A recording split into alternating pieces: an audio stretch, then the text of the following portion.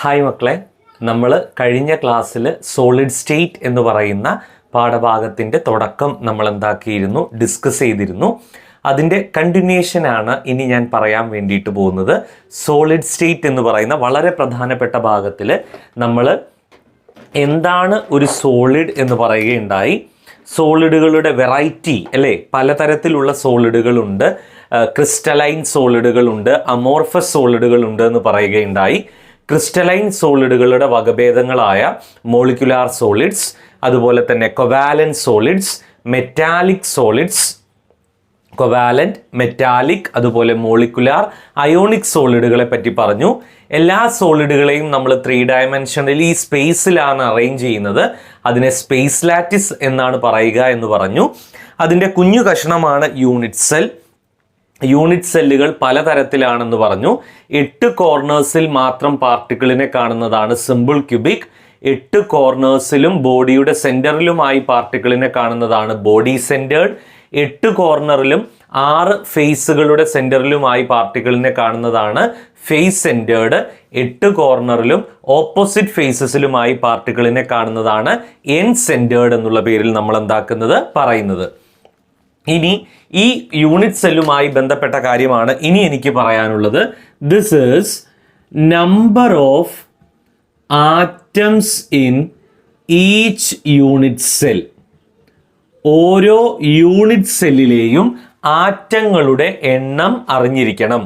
ഓരോ യൂണിറ്റ് സെല്ലിനകത്തും എത്രത്തോളം ആറ്റങ്ങളുണ്ട് എന്നുള്ളതാണ് ഇനി നമ്മൾ കണ്ടുപിടിക്കാൻ വേണ്ടിയിട്ട് പോകുന്നത്. ഓരോ യൂണിറ്റ് സെല്ലിലെയും ആറ്റങ്ങളെ എണ്ണത്തെ നമ്മൾ Z എന്ന് പറയുന്ന അക്ഷരം കൊണ്ടാണ് സൂചിപ്പിക്കുക. ഈ Z എന്താണെന്ന് നമ്മൾ വഴിയെ മനസ്സിലാക്കും. Z എന്ന് പറയുന്ന അക്ഷരം കൊണ്ടാണ് ഓരോ യൂണിറ്റ് സെല്ലിലെയും ആറ്റങ്ങളുടെ എണ്ണം എത്രയാണ്, എത്ര വെറൈറ്റി ഓഫ് ആറ്റംസ് ഉണ്ട് എന്ന് നമ്മൾ എന്താക്കുന്നത് കണ്ടുപിടിക്കുന്നത്.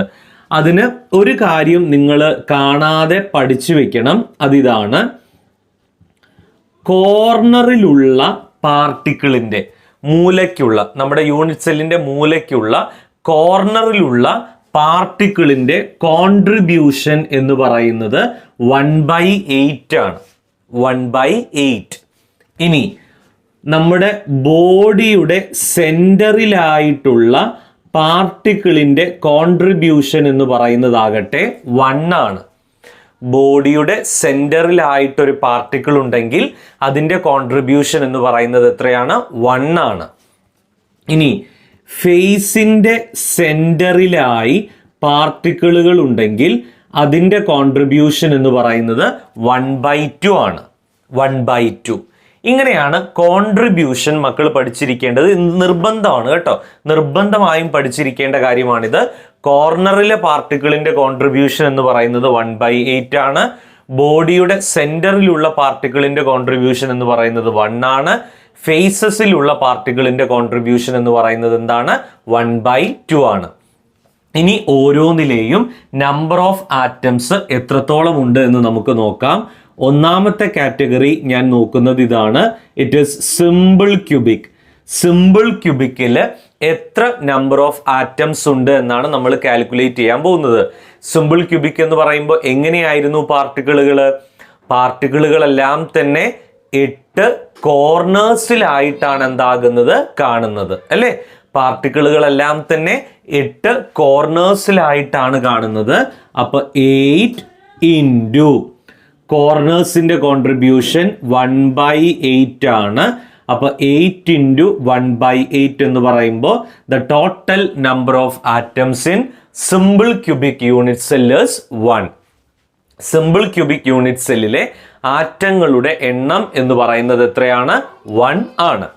ഇനി രണ്ടാമത്തെ കാറ്റഗറിയിലേക്ക് സാറ് പോകുന്നത്. രണ്ടാമത്തെ കാറ്റഗറി എന്ന് പറയുന്നത് ബോഡി സെൻറ്റേർഡ് ആണ്. Body centred. ബോഡി സെൻറ്റേർഡ് എന്ന് പറയുമ്പോൾ നമ്മൾ പഠിച്ചിട്ടുണ്ട് 8 കോർണേഴ്സിലും ബോഡിയുടെ സെൻറ്ററിലുമായിട്ടാണ് പാർട്ടിക്കിൾ ഉള്ളത്. നോക്കണേ, 8 കോർണേഴ്സിലും ബോഡിയുടെ സെൻറ്ററിലുമായിട്ടാണ് എന്തുള്ളത്? പാർട്ടിക്കിൾ ഉള്ളത്. അപ്പോൾ 8 ഇൻറ്റു കോർണേഴ്സിലെ കോൺട്രിബ്യൂഷൻ എത്രയാണ്? 1/8. അപ്പോൾ 8 ഇൻറ്റു 1/8 പ്ലസ് ബോഡിയുടെ സെന്ററിൽ ഒന്നല്ലേ ഉണ്ടായിരുന്നുള്ളൂ, 1 ഇൻറ്റു ബോഡിയുടെ സെന്ററിന്റെ കോൺട്രിബ്യൂഷൻ എന്ന് പറയുന്നത് എത്രയാ, 1. 8 കോർണറിലും ബോഡിയുടെ സെന്ററിലും ആ പാർട്ടിക്കിൾ ഉണ്ടായിരുന്നത്. അപ്പൊ 8 ഇൻറ്റു കോർണറിന്റെ കോൺട്രിബ്യൂഷൻ 1/8 പ്ലസ് ബോഡിയുടെ സെന്ററിൽ ഒന്നുണ്ടായിരുന്നു, അതിന്റെ കോൺട്രിബ്യൂഷൻ 1 ആണ്. അപ്പൊ 1 into 1, 8 into 1/8 plus 1 into 1, total number of atoms is equal to 2. Body സെന്റേർഡിനകത്തുള്ള ആറ്റങ്ങളുടെ എണ്ണം എന്ന് പറയുന്നത് എത്രയാണ്, 2 ആണ്. ഇനി മൂന്നാമത്തെ കാറ്റഗറിയിലേക്കാണ് നമ്മൾ പോകുന്നത്. മൂന്നാമത്തെ കാറ്റഗറിയാണ് നമ്മൾ പറയുന്ന ഫേസ് സെന്റേർഡ്. ഫേസ് സെന്റേർഡ് എന്ന് പറഞ്ഞാൽ 8 കോർണറിലും അതോടൊപ്പം തന്നെ 6 ഫേസസിലുമായിട്ടാണ് നമ്മൾ പാർട്ടിക്കിളിനെ കാണുന്നത്. അപ്പൊ 8 കോർണർ എന്ന് പറയുമ്പോൾ 8 ഇൻറ്റു കോർണറിന്റെ കോൺട്രിബ്യൂഷൻ 1/8 പ്ലസ് 6 ഫേസസിലുമാണ് പാർട്ടിക്കിളിനെ നമ്മൾ കാണുന്നത്. അപ്പൊ 6 ഇൻറ്റു ഫേസസിന്റെ കോൺട്രിബ്യൂഷൻ 1/2. അപ്പൊ 1 + 3, ടോട്ടൽ നമ്പർ ഓഫ് ആറ്റംസ് എന്ന് പറയുന്നത് എത്രയാണ്, 4 ആണ്. അപ്പോൾ സിമ്പിൾ ക്യൂബിക്കിലെ നമ്പർ ഓഫ് ആറ്റംസ് ഇവാലുവേറ്റ് ചെയ്യാൻ പറഞ്ഞാൽ 8 കോർണറിലാണ് പാർട്ടിക്കിൾ ഉള്ളത്. കോർണറിന്റെ കോൺട്രിബ്യൂഷൻ 1/8 ആണ്. അപ്പൊ 8 ഇൻറ്റു 1/8 ഇസ് ഈക്വൽ ടു 1.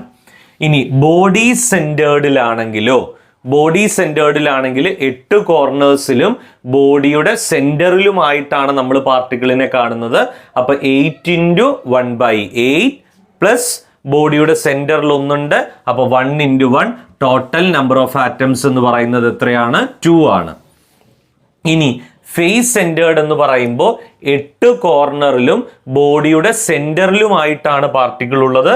അപ്പൊ 8 ഇൻറ്റു 1/8 പ്ലസ് 6 ഫേസുകളാണ്, 6 into 1/2. Total number of atoms എന്ന് പറയുന്നത് എത്രയാണ്, 4 ആണ്. ഈ Z എപ്പോഴും ചോദിക്കാറുണ്ട്.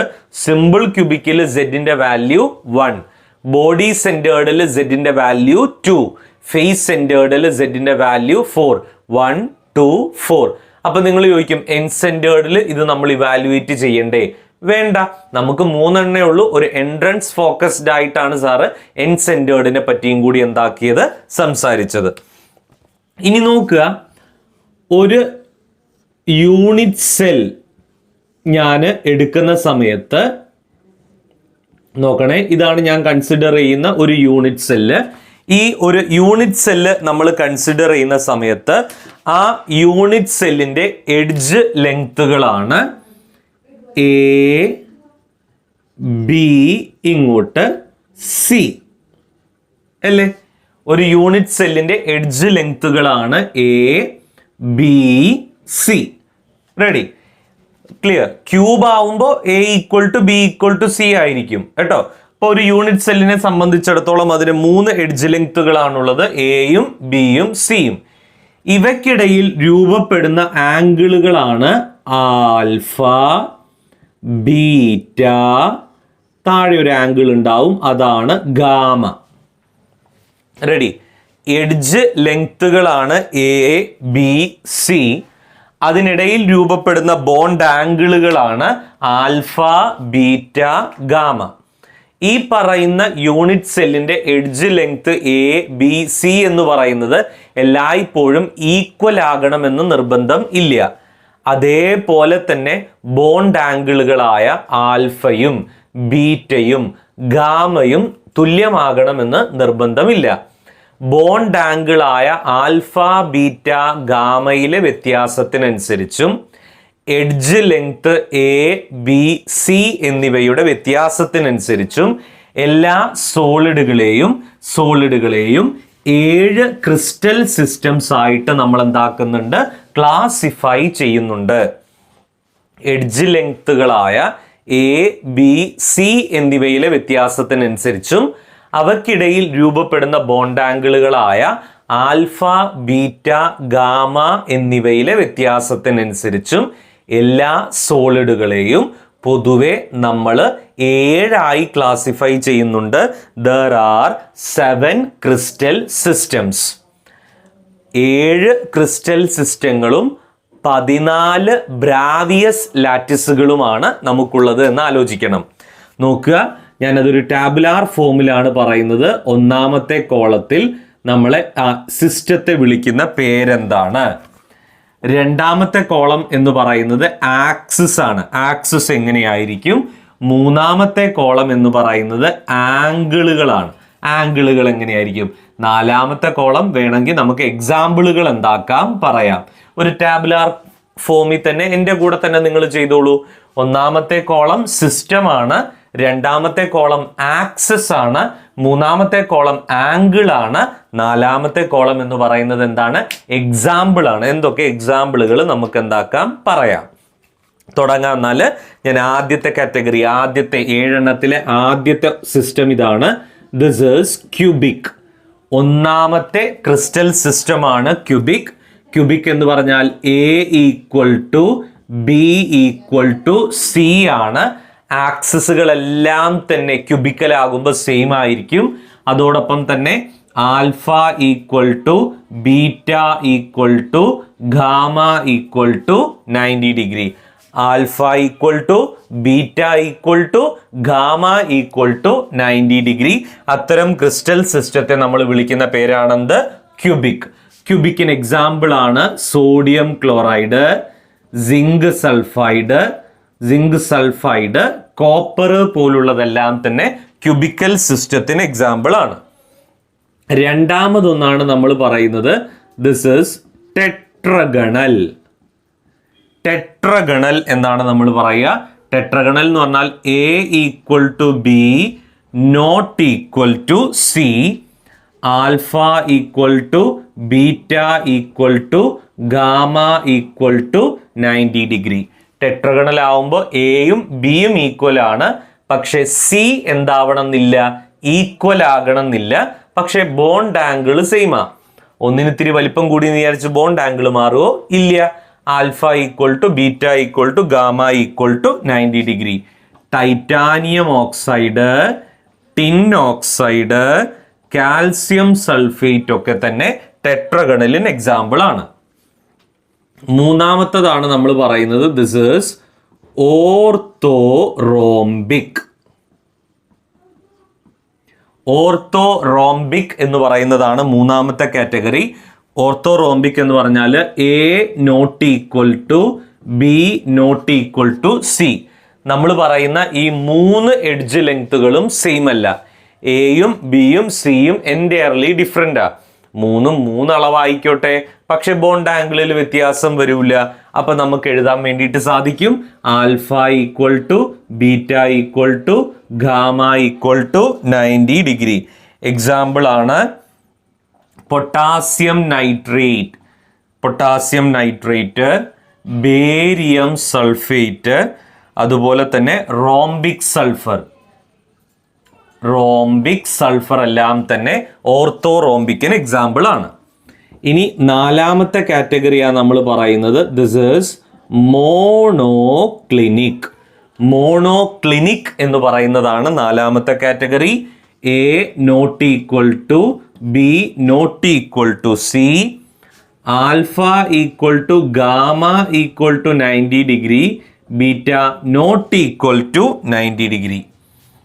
ഇവിടെ A-B-C എന്ന് പറയുന്ന 3 ലെങ്ത്തുകൾ, എഡ്ജ് ലെങ്ത്തുകളും എൻറ്റയർലി ഡിഫറെൻ്റ് ആണ്. ആൽഫ ഗാമ എന്ന് പറയുന്ന 2 ആംഗിളുകൾ 90 ഡിഗ്രി ആണ്. പക്ഷെ ബീറ്റ എന്ന് പറയുന്ന ആംഗിൾ എന്തല്ല? 90 ഡിഗ്രി അല്ല. അതാണ് നമ്മൾ പറയുന്ന മോണോക്ലിനിക്കിന് എക്സാമ്പിൾ ഞാൻ പറയുന്നത് ഇതാണ്. This is monoclinic sulphur, ferrous sulphate, sodium sulphate ഒക്കെ തന്നെ ഇതിന് എക്സാമ്പിൾ ആണ്. റെഡി? ഇപ്പൊ 4 എണ്ണം ആയല്ലേ? 4 എണ്ണം എഴുതി എന്ന് വിചാരിക്കുന്നു. അഞ്ചാമത്തെ കാറ്റഗറിയാണ് നമ്മൾ പറയുന്നത്, ദിസ് ഈസ് ട്രൈക്ലിനിക് എന്ന് പറയുന്നതാണ് അഞ്ചാമത്തെ category. A=B=C, α=β=γ=90 gamma not equal to 90 degree. ഈ പറയുന്ന ആംഗിളുകൾ ഒന്നും തന്നെ സെയിം അല്ല, അതോടൊപ്പം തന്നെ അവയുടെ എഡ്ജ് ലെങ്ത്തുകൾ ഒന്നും തന്നെ എന്തല്ല, ഈക്വലും അല്ല. അത്തരത്തിലുള്ള സിസ്റ്റത്തെയാണ് നമ്മൾ ട്രൈക്ലിനിക് സിസ്റ്റം എന്ന് പറയുക. ട്രൈക്ലിനിക്കിന് എക്സാമ്പിൾ ആയിട്ട് നമ്മൾ പറയുന്ന ഒന്ന് ഇതാണ്, പൊട്ടാസ്യം ഡൈക്രോമേറ്റ്, അതുപോലെ തന്നെ കോപ്പർ സൾഫേറ്റ്, അതുപോലെ തന്നെ H3BO3, നമ്മൾ പറയുന്ന ബോറിക് ആസിഡ്. റെഡി? ആറാമത്തത് സാർ ഇവിടെ എഴുതാം. ആറാമത്തതിനെ വിളിക്കുന്ന പേരാണ് ഹെക്സഗണൽ എന്നാണ് ആറാമത്തതിനെ വിളിക്കുക. ഹെക്സഗണൽ എന്ന് പറഞ്ഞാൽ A equal to B not equal to C. ഹെക്സഗണലിന്റെ കണ്ടീഷൻ ഇതാണ്, A Bക്ക് ഈക്വൽ ആണ്, പക്ഷേ എന്തിന് ഈക്വൽ അല്ല, Cക്ക് ഈക്വൽ അല്ല. Alpha equal to beta equal to 90 degree, gamma equal to 120 degree. ആൽഫയും ബീറ്റയും 90 ഡിഗ്രി ആണ്, ഗാമ എന്ന് പറയുന്നതാകട്ടെ 120 ഡിഗ്രി ആണ്. എക്സാമ്പിൾ ആണ് ഓർത്തിരിക്കേണ്ടത് കേട്ടോ. ഗ്രാഫൈറ്റ്, സിൽവർ അയഡൈഡ്, എക്സാമിന് ചോദിച്ചത് മാത്രമേ ഞാൻ പറയുന്നുള്ളേ. സിങ്ക് ഓക്സൈഡ്, ഗ്രാഫൈറ്റ്, അതേപോലെ തന്നെ സിൽവർ അയഡൈഡ്, അതേപോലെ തന്നെ നമ്മൾ പറയുന്ന ഒന്നാണെന്ത്, സിങ്ക് ഓക്സൈഡ്. ഇനി ഏഴാമത്തെ കാറ്റഗറി, ലാസ്റ്റ് വൺ കേട്ടോ. ഏഴാമത്തെ കാറ്റഗറിയാണ് റോംബോഹെഡ്രൽ. റോംബോഹെഡ്രൽ എന്ന് പറഞ്ഞാൽ A equal to B equal to C ആണ്. A equal to B equal to C, alpha equal to beta equal to gamma not equal to 90 degree. ആൽഫയും ബീറ്റയും ഗാമയും സെയിം ആണ്, പക്ഷെ 90 ഡിഗ്രിക്ക് എന്തല്ല, ഈക്വൽ അല്ല. എക്സാമ്പിൾ ആണ് കാൽസ്യം കാർബണേറ്റ്, അതേപോലെ തന്നെ അലൂമിന, അതേപോലെ തന്നെ മെർക്കുറിക് സൾഫൈഡ്. റെഡി? ഇതെല്ലാമാണ് നമ്മൾ പറയുന്ന 7 ക്രിസ്റ്റൽ സിസ്റ്റം. ഈ 7 ക്രിസ്റ്റൽ സിസ്റ്റം ഒന്നുകിൽ കണ്ടീഷൻ എഴുതാൻ വേണ്ടിയിട്ട് ചോദിക്കും. എന്താണ് ഈ പറയുന്ന ക്രിസ്റ്റൽ സിസ്റ്റത്തിന്റെ കണ്ടീഷൻ? ഇപ്പോൾ സിമ്പിൾ ക്യൂബിക്കിന്റെ കണ്ടീഷൻ എന്താണ്? അല്ലെങ്കിൽ കണ്ടീഷൻ തന്നു, A equal to B equal to C, alpha equal to beta equal to gamma equal to 90 degree. Which of the type of crystal system should have? Give example. അങ്ങനെയുള്ള ചോദ്യങ്ങളും ഉണ്ടാവും കേട്ടോ. ഈ 7 crystal സിസ്റ്റവും അതോടൊപ്പം തന്നെ അതിന്റെ എക്സാമ്പിളും നിങ്ങൾ എന്താക്കണം, ഓർത്തിരിക്കണം, മറന്നു പോകരുത്. വളരെ ഇമ്പോർട്ടൻ്റ് ആണ് ഇതിന്റെ എക്സാമ്പിളുകൾ കേട്ടോ.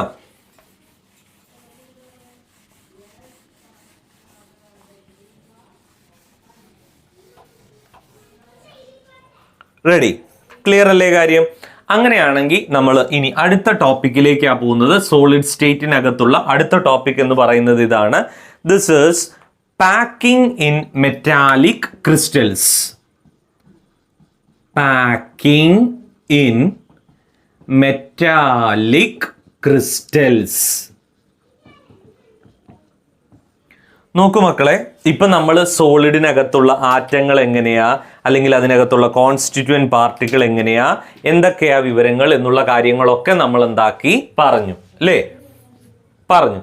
ഇനി ഓരോ മെറ്റലിനകത്തും ഈ സോളിഡുകൾ എങ്ങനെയാണ് പാക്ക് ചെയ്തിരിക്കുന്നത്, എങ്ങനെയാണ് ഓരോ സോളിഡിനകത്തും ഈ പറയുന്ന പാർട്ടിക്കിളുകൾ അറേഞ്ച് ചെയ്തിരിക്കുന്നത് എന്നാണ് പറയാൻ വേണ്ടിയിട്ട് പോകുന്നത്.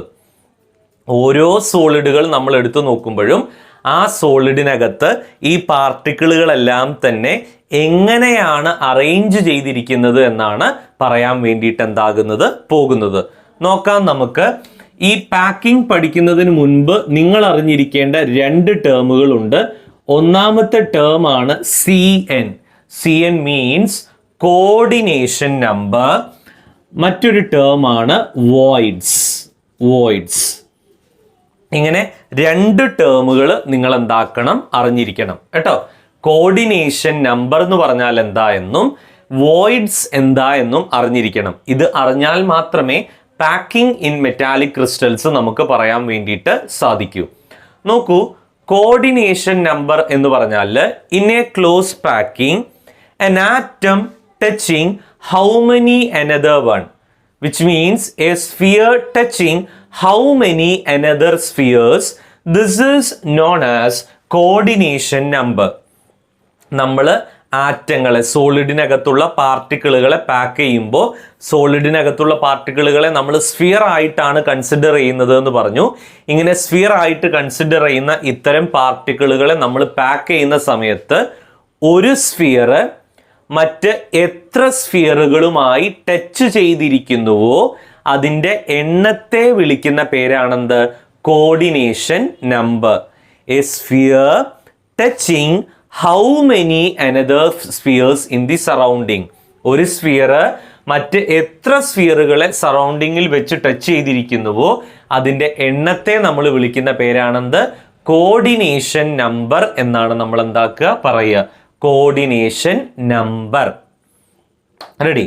ഇനി വോയിഡ്സ് എന്ന് പറഞ്ഞാൽ ഇവിടെ നോക്കൂ, സോളിഡിനകത്തുള്ള പാർട്ടിക്കിളുകളെല്ലാം തന്നെ നമ്മൾ സ്ഫിയറുകളായിട്ടല്ലേ കൺസിഡർ ചെയ്യുന്നത് അല്ലേ? ഏതൊരു സോളിഡിനകത്തുള്ള പാർട്ടിക്കിളുകളും നമ്മൾ നോക്കുന്ന സമയത്ത് ആ പാർട്ടിക്കിളുകളെല്ലാം തന്നെ സ്ഫിയർ ആയിട്ടാണ് എന്താക്കുന്നത്? കൺസിഡർ ചെയ്യുന്നത്. ഇങ്ങനെ സ്ഫിയറുകളായിട്ട് കൺസിഡർ ചെയ്യുമ്പോൾ അവരെ പാക്ക് ചെയ്യുമ്പോൾ ഈ സ്ഫിയറുകൾക്കിടയിലായി ധാരാളം വേക്കൻറ്റ് സൈറ്റുകൾ, എംപ്റ്റി സ്പേസുകൾ രൂപപ്പെട്ടേക്കാം.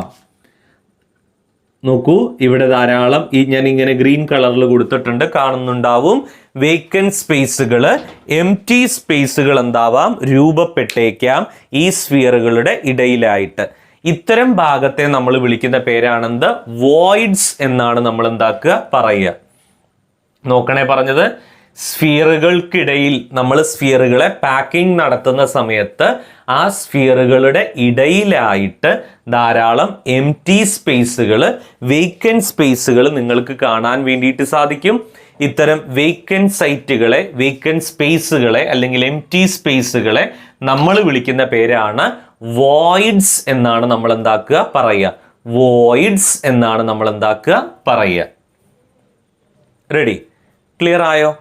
പറഞ്ഞത് മനസ്സിലായോ? ഇനി നോക്കൂ, ഇവിടെ രണ്ട് തരം വോയിഡുകളാണുള്ളത്. നോക്ക്, പറയാൻ ഞാനത്. അതായത് 3 സ്ഫിയറുകൾ, അതിൻ്റെ മുകളിൽ 4മതൊരു സ്ഫിയർ വെച്ചു. നിങ്ങൾ ഇമാജിൻ ചെയ്യ്, നമ്മുടെ ബേക്കറിയിലൊക്കെ ഉള്ളതുപോലെ 3 ലഡു വെച്ചു, അതിൻ്റെ മുകളിലായിട്ട് 4മതൊരു ലഡു വെച്ചു. അപ്പം അതിൻ്റെ ഇടയ്ക്കൊരു ഗ്യാപ്പ് ഉണ്ടാവൂലേ? ഉള്ളിൽ 3 ബോൾ വെച്ചു, ആ ബോളിൻ്റെ മുകളിൽ 4മതൊരു ബോൾ വയ്ക്കുമ്പോൾ അതിൻ്റെ ഇടയിൽ ഒരു ഗ്യാപ്പ് ഉണ്ടാവൂലേ? അതിനെ നമ്മൾ വിളിക്കുന്ന പേരാണ് ടെട്രാഹെഡ്രൽ വോയിഡ്. ടെട്രാഹെഡ്രൽ വോയിഡ് എന്നാണ് അതിനെ നമ്മൾ എന്താക്കുക? വിളിക്കുക. ഇനി നോക്കൂ, 3 സ്ഫിയറുകൾ വെച്ചു. 3 സ്ഫിയറുകൾ വെച്ചു. ശ്രദ്ധിക്കണേ, ആ 3 സ്ഫിയറുകളുടെ ഓപ്പോസിറ്റായി ഞാൻ 3 സ്ഫിയർ വെച്ചു. അതിൻ്റെ നേരെ ഓപ്പോസിറ്റ് 3 സ്ഫിയറുകൾ വെച്ചു. ആ 3 സ്ഫിയറുകളുടെ ഓപ്പോസിറ്റായിട്ട് മറ്റ് 3 സ്ഫിയർ എന്താക്കി വെച്ചു. അപ്പം അതിൻ്റെ ഇടയ്ക്കും ഒരു വേക്കൻറ്റ് സ്പേസ് ഉണ്ടാവൂലേ? അതിനെ നമ്മൾ വിളിക്കുന്ന പേരാണ് ഒക്ടാഹെഡ്രൽ വോയിഡ് എന്നാണ് വിളിക്കുക. Octahedral void. നോക്കണം പറഞ്ഞത്, 3 സ്ഫിയറുകളുടെ മുകളിലായിട്ട് 4മതൊരു സ്ഫിയർ വെച്ചാൽ അവിടെ ഫോം ചെയ്യുന്നത് എന്താണ്? ഈ പറയുന്ന ടെട്രാഹെഡ്രൽ വോയിഡ് ആണ്. 3 സ്ഫിയറുകളുടെ ഓപ്പോസിറ്റായിട്ട് മറ്റു 3 സ്ഫിയറുകൾ വെച്ചാൽ അതിനിടയ്ക്ക് ഫോം ചെയ്യുന്ന വേക്കൻറ്റ് സ്പേസിനെ വിളിക്കുന്ന പേരാണെന്ത്? ഒക്ടാഹെഡ്രൽ വോയിഡ് എന്നാണ് നമ്മൾ എന്താക്കുക പറയുക. Ready? If n is the number of atoms, n എന്ന് പറയുന്നതാണ് ആറ്റങ്ങളുടെ എണ്ണം എന്ന് കരുതുക. n is the number of atom എങ്കിൽ അതിലെ ടെട്രാഹെഡ്രൽ വോയിഡുകളുടെ എണ്ണം 2n-ഉം ഒക്ടാഹെഡ്രൽ വോയിഡുകളുടെ എണ്ണം n-ഉം ആയിരിക്കും. ഒരു സോളിഡിനകത്ത് n നമ്പർ ഓഫ് ആറ്റംസ് ഉണ്ടെങ്കിൽ അതിലെ ഒക്ടാഹെഡ്രൽ വോയിഡുകളുടെ എണ്ണം n-ഉം അവയിലെ ടെട്രാഹെഡ്രൽ വോയിഡുകളുടെ എണ്ണം 2n ആയിരിക്കും. ഇതാണ് വോയിഡ് എന്ന് പറയുന്ന കൺസെപ്റ്റ്. റെഡി? ഈ രണ്ട് ടേമുകൾ നിങ്ങൾ വളരെ ഇമ്പോർട്ടൻ്റ് ആയി ആലോചിക്കണം. ഒന്നാമത്തെ ടേം കോർഡിനേഷൻ നമ്പർ ആണ്. ഒരു സ്ഫിയർ നമ്മൾ പാക്കിംഗ് ചെയ്യുന്ന സമയത്ത് മറ്റ് എത്ര സ്ഫിയറുകളുമായി ടച്ച് ചെയ്തിരിക്കുന്നുവോ അതിൻ്റെ എണ്ണത്തെ വിളിക്കുന്ന പേരാണ് coordination number.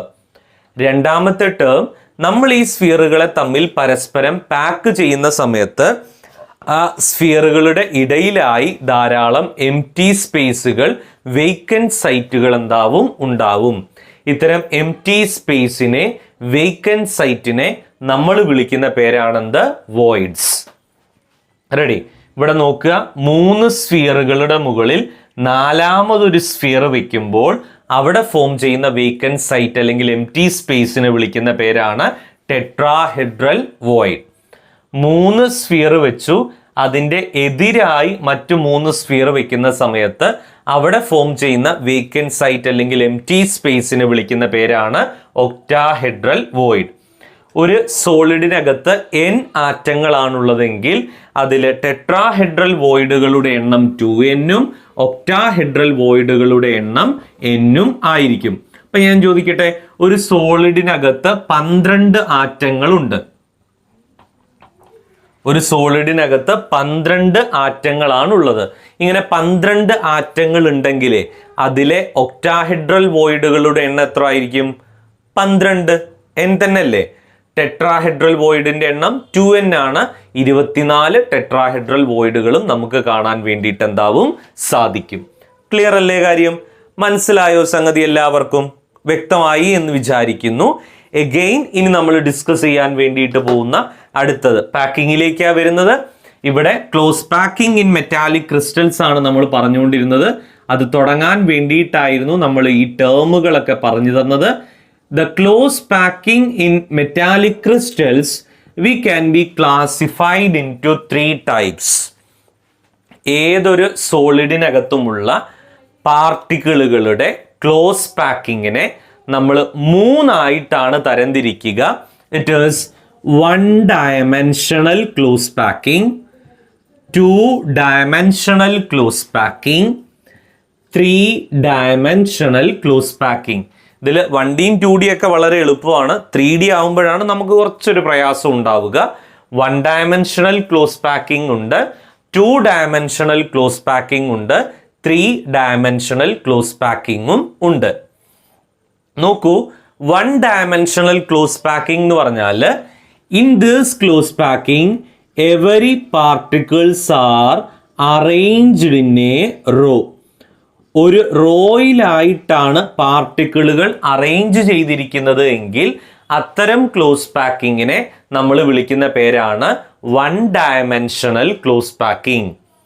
In this close packing every solid particles are arranged in a row. ഒരു റോയിലായിട്ടാണ് പാർട്ടിക്കിളുകൾ അറേഞ്ച് ചെയ്തിരിക്കുന്നത് എങ്കിൽ അതിനെ വിളിക്കുന്ന പേരാണ് 1 dimensional close packing എന്നാണ് പറയുക. ഈ 1 dimensional close പാക്കിങ്ങിൽ നിങ്ങൾ നോക്കിയിട്ട് പറയൂ, what is the coordination number? ഒരു സ്ഫിയർ മറ്റ് 2 സ്ഫിയറുകളുമായിട്ടല്ലേ ടച്ച് ചെയ്തിരിക്കുന്നത്. അതുകൊണ്ട് തന്നെ കോർഡിനേഷൻ നമ്പർ എന്ന് പറയുന്നത് എത്രയാണ്? 2 ആണ്. Coordination number is equal to 2. Ready? ഇനി രണ്ടാമത്തെ ടൈപ്പ്. ഇത്രയേ ഉള്ളൂ, കഴിഞ്ഞു. വളരെ എളുപ്പം. 2 dimensional close പാക്കിങ്ങിനെ നമ്മൾ 2 ആയിട്ട് ക്ലാസിഫൈ ചെയ്യും. The 2 dimensional close packing we can be classifying into 2 types. One is square close packing. Square close packing. Another one is hexagonal close packing. Hexagonal. Hexagonal close packing. ഒന്ന് square close packing ആണ്, മറ്റൊന്ന് hexagonal close packing ആണ്. ഞാൻ വരച്ചാൽ അത് കൃത്യമാവാറില്ല, എന്നാലും ഞാൻ ഒന്ന് ട്രൈ ചെയ്യും.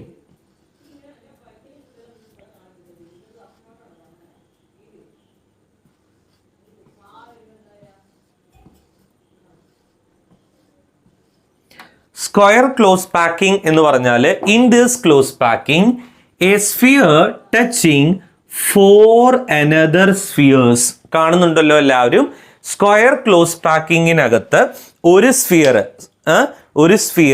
മറ്റ് 4 സ്ഫിയറുകളുമായിട്ടാണ് ടച്ച് ചെയ്തിരിക്കുന്നത് എങ്കിൽ, ഇനി അഥവാ അങ്ങനെ അല്ലെങ്കിൽ നിങ്ങൾ അങ്ങനെ വരയ്ക്കണം കേട്ടോ. ഒരു സ്ഫിയർ മറ്റ് 4 സ്ഫിയറുകളുമായിട്ടാണ് ടച്ച് ചെയ്തിരിക്കുന്നത് എങ്കിൽ അത്തരം ക്ലോസ് പാക്കിങ്ങിനെ നമ്മൾ വിളിക്കുന്ന പേരാണെന്ത്? സ്ക്വയർ ക്ലോസ് പാക്കിംഗ് എന്നാണ് പറയുക. ഇപ്പൊ 2D എന്ന് പറഞ്ഞാൽ നിങ്ങൾക്ക് അറിയാമല്ലോ എന്താണ് 2 ഡയമെൻഷണൽ എന്ന് പറഞ്ഞാല് എക്സ് ആക്സിസും ഉണ്ടാവും വൈ ആക്സിസും ഉണ്ടാവും. അതിനല്ലേ 2D എന്ന് പറയുക അല്ലേ? അല്ലേടാ, ഇന്നെ പ്ലെയിൻ അല്ലേ, എക്സും വൈയും ഉണ്ടാവും. Square close packing. ഇവിടെ കോർഡിനേഷൻ നമ്പർ എത്രയാ? ഒരു സ്ഫിയർ മറ്റ് 4 സ്ഫിയറുകളെയല്ലേ ടച്ച് ചെയ്യുന്നത്. അപ്പൊ കോർഡിനേഷൻ നമ്പർ എന്താണ്? 4 ആണ്. ഇനി ഹെക്സഗണൽ ക്ലോസ് പാക്കിംഗ് മീൻസ്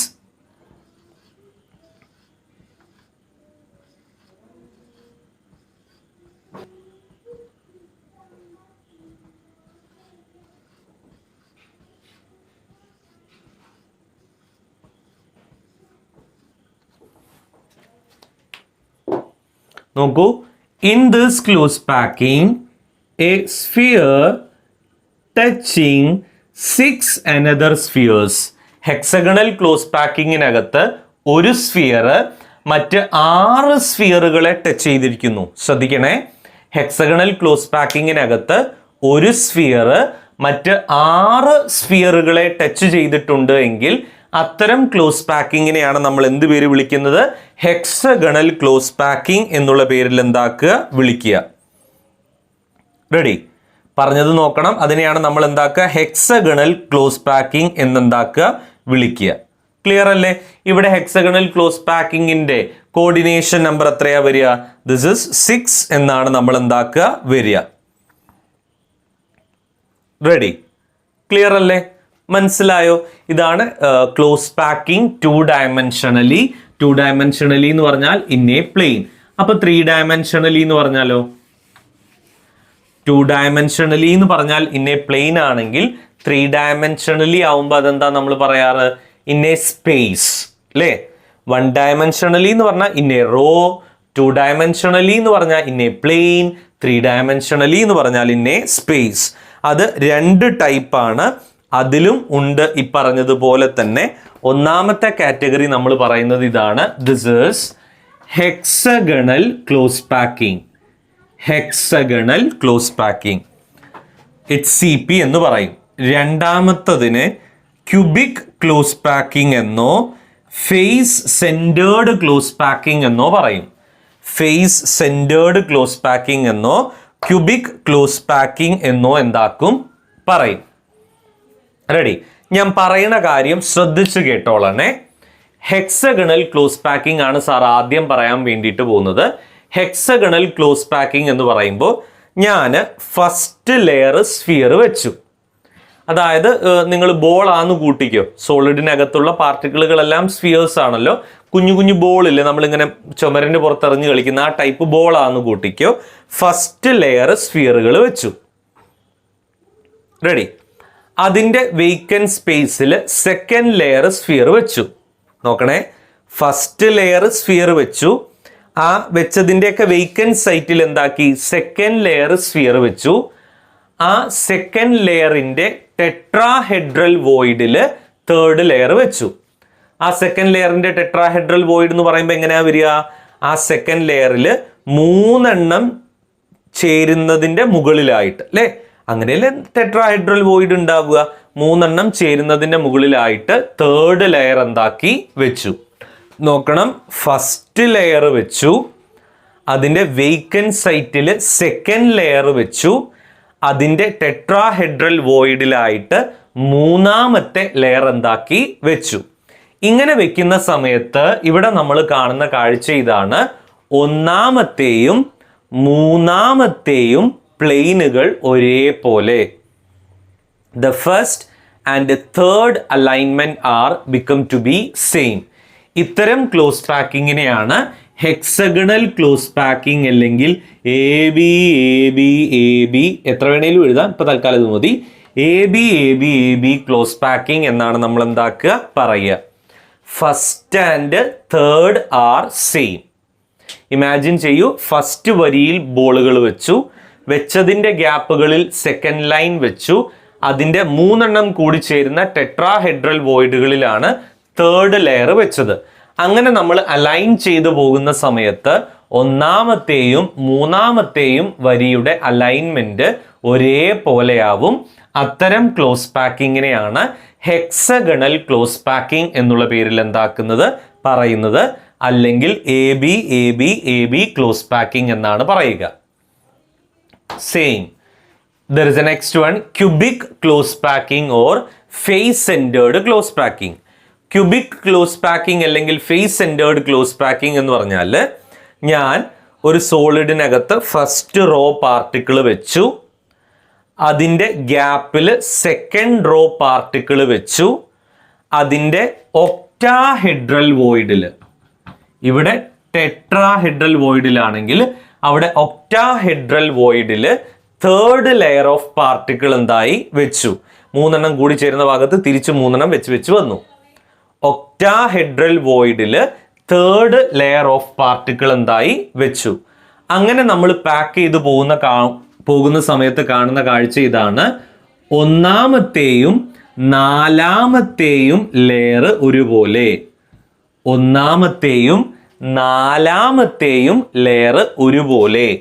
ഇത്തരം ക്ലോസ് പാക്കിങ്ങിനെയാണ് ABC ക്ലോസ് പാക്കിംഗ് എന്നുള്ള പേരിൽ എന്താക്കുന്നത് പറയുന്നത്.